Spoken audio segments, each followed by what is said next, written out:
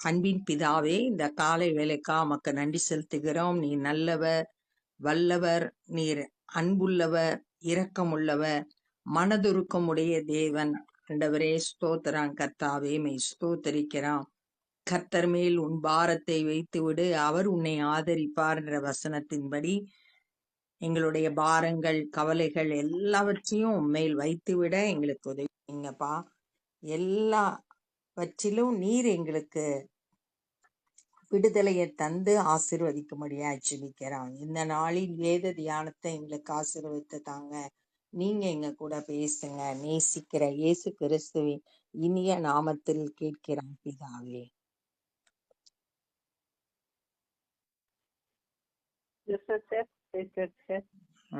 பேசலாம். இப்பொழுதும் யோவான் 12வது அதிகாரம். பஸ்கா பண்டிகை வர 6 நாளைக்கு முன்னே இயேசு தாம் மரணத்திலிருந்து எழுப்பின லாசரு இருந்த பெத்தானியாவுக்கு வந்தார். இது இயேசு கிறிஸ்துவோட மரணத்துக்கு முன்பாக, சிலுவை மரணத்துக்கு முந்தின வாரத்துல நடைபெற்ற சம்பவத்தை நம்ம பார்க்கிறோம்.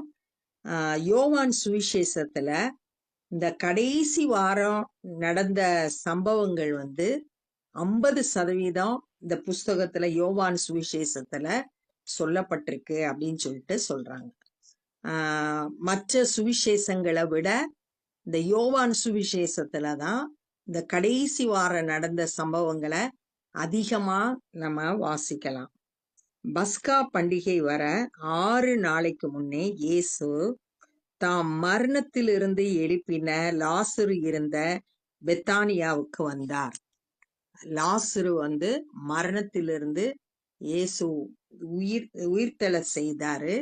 அந்த அற்புதம் நடந்த அந்த பெத்தானியா ஊருக்கு இயேசு வந்தார். அங்கே அவருக்கு ராவிருந்து பண்ணினார்கள். அந்த இடத்துல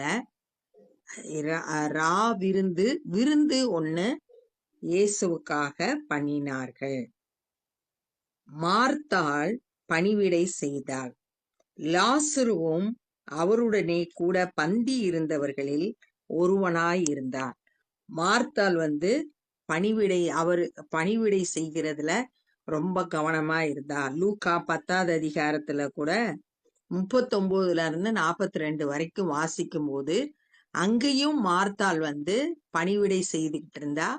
ஆனா மரியாள் இயேசுவோட பாதத்துல உட்கார்ந்து அவர் சொல்றத கேட்டுக்கிட்டு இருந்தா. உடனே மார்த்தாள் போய் கேட்கிற, அவ என் கூட உதவி செய்யும்படியா அவளை அனுப்பி விடுங்க அப்படின்னு சொல்லிட்டு சொல்றா. சொல்லும்போது அவளை பார்த்து இயேசு கிறிஸ்து சொல்றாரு, நீ அநேக காரியங்களை குறிச்சு கவலைப்பட்டு கலங்குகிறா. மரியாளோ தன்னை விட்டு எடுபடாத நல்ல பங்கை தெரிந்தெடுத்தார். இயேசுவோட பாதத்துல உட்கார்ந்துருக்கதான் நல்ல பங்கு அப்படின்னு சொல்றத அந்த பகுதியில நம்ம வாசிக்கிறோம். இங்கேயும் மார்த்தாள் பணிவிடை செய்தாள் அப்படின்னு சொல்லிட்டு சொல்லப்பட்டிருக்கு.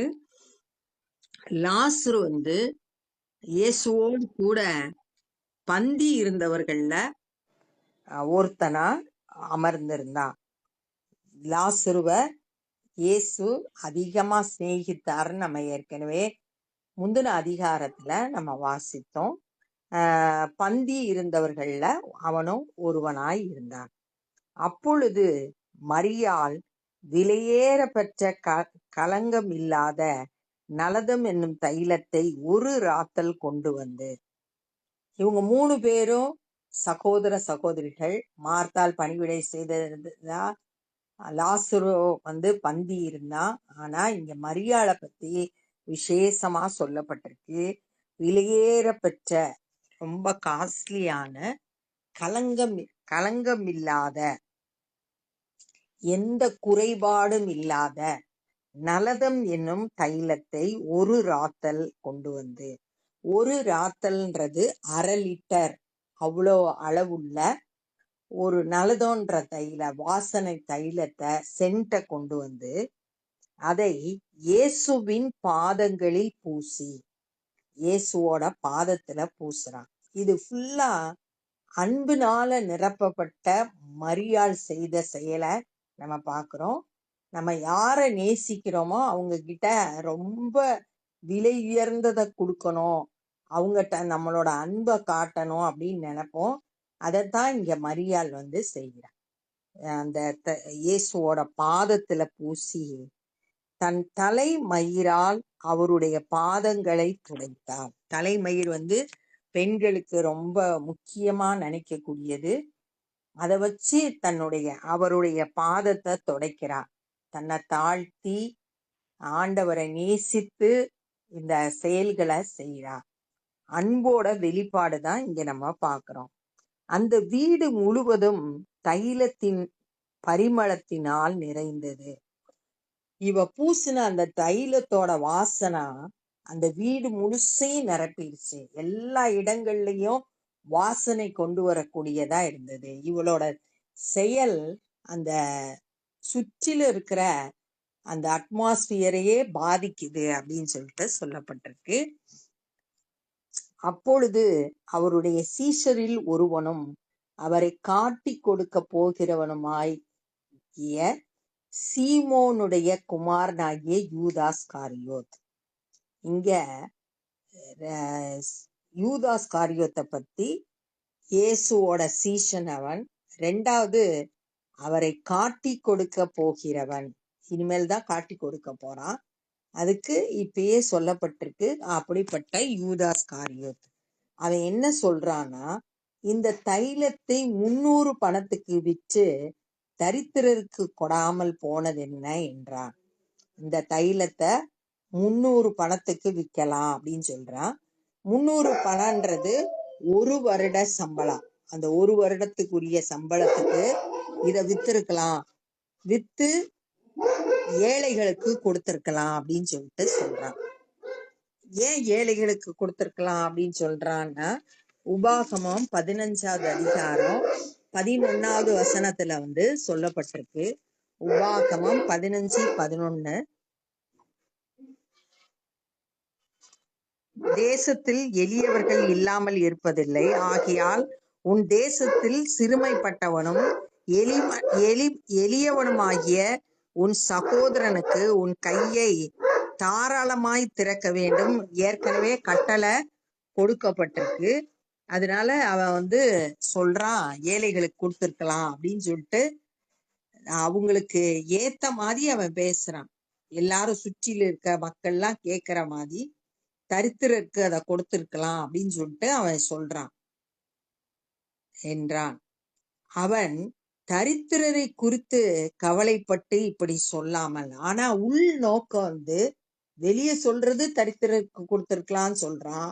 ஆனா உள்ளத்துக்குள்ள தரித்திரர் குறிச்சு அவனுக்கு கவலை இல்லை. அவன் திருடனானபடியினாலும் பணப்பையை வைத்து கொண்டு அதிலே போடப்பட்டதை சுமக்கிறவனானபடியாலும் இப்படி சொன்னான். அவனை குறிச்சு என்ன சொல்லியிருக்குன்னா, திருடன் சொல்லியிருக்கு. பணப்பைய கையில வச்சுக்கிட்டு இருக்கான். அப்ப பணப்பைய சுமந்து கொண்டிருக்கான். இவன் கிட்ட பண ஆசை இருக்குது. பண ஆசை இருக்கிறதுனால இவன் தன்னுடையது அல்லாததை எடுத்துக்கிறதுனால திருடன் சொல்லப்பட்டிருக்கு. இவன் குறியெல்லாம் பணத்தின் மேலதான் இருந்துச்சு, பண ஆசை. 2 தீமோத்தேயும் 6வது அதிகாரம் 10வது வசனம், பண ஆசை எல்லா தீமைக்கும் வேறாகி இருக்கிறது. சிலர் இதை இச்சித்து விசுவாசத்தை விட்டு வழுவி அநேக வேதனைகளால் தங்களை உருவ குத்தி கொள்கிறார்கள். பண ஆசை நிறைய கஷ்டங்களை உண்டாக்குது. அதுதான் இங்க சொல்லப்பட்டிருக்கு. இவன் என்ன செய்யறான், பண ஆசையில அதை வித்து தரித்திரருக்கு கொடுத்திருக்கலாமே, வேஸ்ட் பண்ணிட்டீங்களே அப்படின்னு சொல்லிட்டு சொல்றான். அப்பொழுது இயேசு, இவளை விட்டு விடு, என்னை அடக்கம் பண்ணும் நாளுக்காக இதை வைத்திருந்தார். ஆனா இயேசு அவளுடைய அன்பை அவர் புரிந்து இப்ப பதில் சொல்றாரு, அவ செய்யறத விட்டுரு, என்னை அடக்கம் பண்றதுக்காக அவ இதை வைத்திருந்தாள். இந்த விலையேறப்பட்ட நலதன்ற தைலத்தை எனக்கு அடக்கம் பண்ற நாளுக்காக வைத்திருந்தாள் அப்படின்னு சொல்லியிருக்கு. மார்க்கு 14வது அதிகாரம் 3-8 வரைக்கும் இந்த சம்பவம் அங்க சொல்லப்பட்டிருக்கு. அவள் தன்னால் இயன்றதை செய்தாள் அப்படின்னு சொல்லிட்டு சொல்லப்பட்டிருக்கு. இயேசு கிறிஸ்துவுடைய சிலுவை மரணத்துக்கு அடையாளமா இவ இதை செய்தாள் அப்படின்னு சொல்லிட்டு அங்க அடக்கம் பண்றதுக்கு அடையாளமா இதை செய்தாள் அப்படின்னு சொல்லிட்டு சொல்லப்பட்டிருக்கத அந்த பகுதியில நம்ம வாசிக்கிறோம். அப்ப இயேசு கிறிஸ்து மரணம் அடைய போறாரு. தேவ திட்டம், அந்த தேவ திட்டத்தை இவ நினைவு கூர்ந்து அதை செய்யறா அப்படின்னு பாக்குறோம். என்னை அடக்கம் பண்ணும் நாளுக்காக இதை வைத்திருந்தார். அப்ப அவ சிலுவை மரணத்துக்கு ஆயத்தமாக்குற வண்ணமா இதை செய்தாள் அப்படின்னு சொல்லிட்டு பாக்குறோம். தரித்திரர் எப்பொழுதும் உங்களிடத்தில் இருக்கிறார்கள், நான் எப்பொழுதும் உங்களிடத்தில் இரேன். தரித்திரருக்கு நீங்க உதவி செய்யணும்னா எப்பனாலும் செஞ்சுக்கலாம். ஆனா நான் எப்பயும் உங்க கூட இருக்க மாட்டேன். ஏன்னா அவர் தன்னுடைய சிலுவை மரணத்துக்கு அப்புறம் அவர் அவங்களோட இருக்க போறதில்ல. அதை இங்க சொல்றத பாக்குறோம். அவருடைய செயல்பாடு எல்லாமே தன்னுடைய மரணத்தை நினைவு கூர்ந்தவரா செயல்படுகிறத பாக்குறோம். தேவனுடைய சித்தம் தேவனுடைய திட்டம் என்னன்னா, ரட்சிப்பின் திட்டம் நிறைவேறும்படியா இயேசு சிலுவையில மரணம் அடையணும். அந்த எண்ணத்தோடையே இயேசு செயல்படுகிறத நம்ம ஒவ்வொரு இடத்துலயும் பாக்குறோம். அவர் அடிக்கடி தன்னுடைய மரணத்தை குறித்து பேசுகிறத பாக்குறோம். அப்ப இங்கேயும் அதைத்தான் சொல்றார், நான் எப்பொழுதும் உங்களிடத்தில் இரேன் என்றார். அப்பொழுது யூதரில் திரளான ஜனங்கள் அவர் அங்கே இருக்கிறதை அறிந்து இயேசுவின் நிமித்தம் மாத்திரம் அல்ல, அவர் மரித்தோரிலிருந்து எழுப்பின லாசருவை காணும்படியாகவும் வந்தார்கள். திரளான கூட்டம் அவர் இருக்கிறத அறிந்து அவரை தேடி வந்தாங்க. அவரை பார்க்கறதுக்கு மாத்திரம் இல்ல, அவர் உயிர்த்தெழத செய்த மரித்தோரிலிருந்து எழுப்பின லாசருவை பார்க்கறதுக்காக ஒரு நிறைய கூட்டம் அவரை தேடி வந்தாங்க. அவர் செய்த அற்புதத்தை பார்க்கும்படியா அவரிடத்துல வந்தாங்க. அப்ப அற்புதத்தை பார்க்கும்போது அவங்களோட விசுவாசம் என்ன செய்யும்? இயேசு மேல உண்டாகும். லாசருவின் நிமித்தமாக யூதரில் அநேகம் பேர் இயேசுவின் இடத்தில் விசுவாசம் வைத்தபடியால், லாசருவை பாக்குறாங்க, அவங்க இயேசு மேல விசுவாசம் வைக்கிறாங்க. அத அறிந்த வைக்கப்பட்டபடியால் பிரதான ஆசாரியர்கள் லாசருவையும் கொலை செய்ய ஆலோசனை பண்ணினார்கள். உடனே இந்த பிரதான ஆசாரியர்கள் என்ன செய்யறாங்கன்னா, இவங்கதான் ஆவிக்குரிய தலைவர்கள், எங்க தங்களை விட்டுட்டு எல்லாரும் இயேசு பின்னாடி போயிருவாங்களோ அப்படின்னு சொல்லிட்டு நினைச்சு, ஏன்னா இவங்க இயேசுவை தேவனுடைய குமாரன் மேசியா அப்படின்னு ஏற்றுக்கொள்ளாதனால, அவரை மனுஷரா பாக்குறதுனால இவங்க என்ன செய்யறாங்கன்னா, லாசருவை கொலை செஞ்சிருவோம். ஏன்னா அவன்தான் சாட்சி, இயேசு செய்கிற அற்புதத்துக்கு லாசரு தான் சாட்சி. அந்த சாட்சியை அழித்துட்டோம்னா நிறைய பேர் விசுவாசம் வைக்க முடியாது இயேசுவின் இடத்தில். இயேசு மேசியா என்பதற்கான அந்த அடையாளம் லாசரு உயிர்த்தெழுந்தது, அதை அழிச்சு போட்டுறணும். லாசருவை கொலை செய்ய ஆலோசனை பண்ணினார்கள் அப்படின்னு சொல்லிட்டு பாக்குறோம். அதனால அவங்க இப்படியா செயல்பட்டதை நம்ம பாக்குறோம். அப்ப இந்த நாள்ல நம்ம என்னெல்லாம் கற்றுக்கொண்டோம் அப்படின்னா, லாசுரு இயேசுவோட பந்தி இருந்தா, மரியாள் மார்த்தாள் பணிவிடை செய்து கொண்டிருந்தா பெத்தானியா ஊர்ல. அந்த நேரத்துல மரியாள் நலதோன்ற விலையேற பெற்ற தைலத்தை கொண்டு இயேசுவோட கால்ல பூசி தன்னோட தலை முடியால அந்த பாதத்தை தொடச்சா. அந்த வீடு முழுசும் வாசனை நிரம்பி இருந்தது. யூதாஸ் காரியோத் சொல்றான், இதை வித்து தரித்திரருக்கு கொடுத்துடலான்னு சொல்றான். ஆனா அவன் தரித்திரர் மேல அக்கறை வச்சு சொல்லல. அவனுக்கு பண ஆசை இருந்ததுனால அப்படி சொல்றான் அப்படின்னு பார்த்தோம். ஆனா இயேசு அவன்கிட்ட அவளை விட்டுடு, அடக்கம் என்ன அடக்கம் பண்றதுக்கு அடையாளமா அவ இது வைத்திருந்தாள் அப்படின்னு சொல்லிட்டு சொல்றத நம்ம தியானிச்சோம். தரித்திரர் எப்பயும் உங்க கூட இருப்பாங்க. எப்பனாலும் நீங்க அவங்களுக்கு உதவி செய்து கொள்ளலாம். ஆனா நான் எப்பயும் இருக்க மாட்டேன். தன்னுடைய சிலுவை மரணத்தை குறிச்சு அவங்களோட பேசினாரு.